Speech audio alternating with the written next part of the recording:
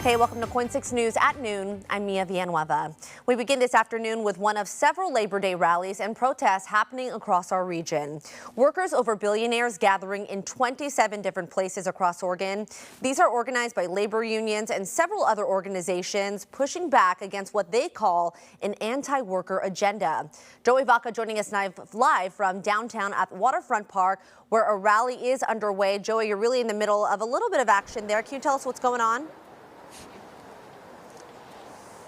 Yeah, Mia, this is just getting kicked off, but people already starting to gather. This event set to run until 4 o'clock this evening, so people are still gathering. I just checked in with some of those volunteer organizers, the group 5051 putting this on. They tell me we're going to hear speakers from 12 to 1, and then after that, they're going to march around downtown. They're expecting several hundred people. I'll get out of the way, let you see what we have going on here. The message for today's event, like you just mentioned, is workers over billionaires. Now, the group says they're standing with communities that are under attack, and they're fighting for real wins for all people. Some of their demands, they say they want to protect Medicaid and Social Security. They want to fully fund schools, housing, and healthcare. And they say to invest in people, not wars.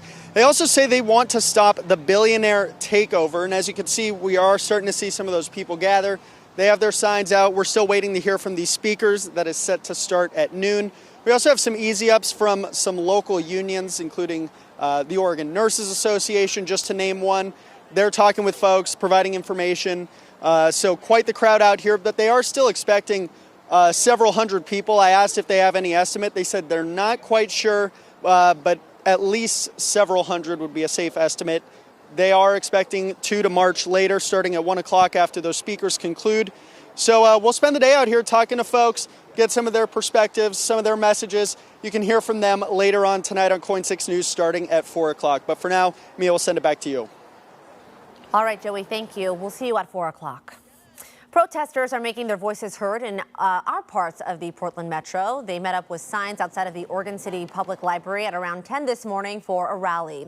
It was hosted by the group Oregon City Invincible.